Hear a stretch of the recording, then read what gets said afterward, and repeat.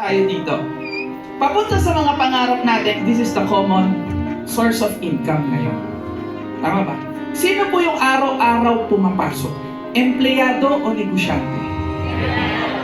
Sino po yung napupuyat? Empleyado, negosyante? Sino po yung napapagalitan ng books? Empleyado, negosyante?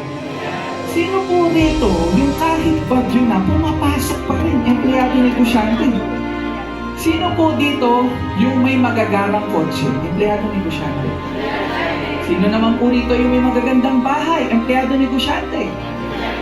Sino po rito yung maraming oras, time freedom, yung pwede siyang magbakasyon sa oras na gusto niya? Empleyado, negosyante?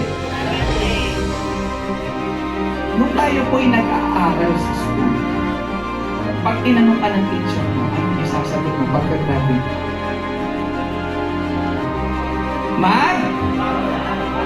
Just imagine. Tayo po mga Pilipino, we are designed na para maging mahirap.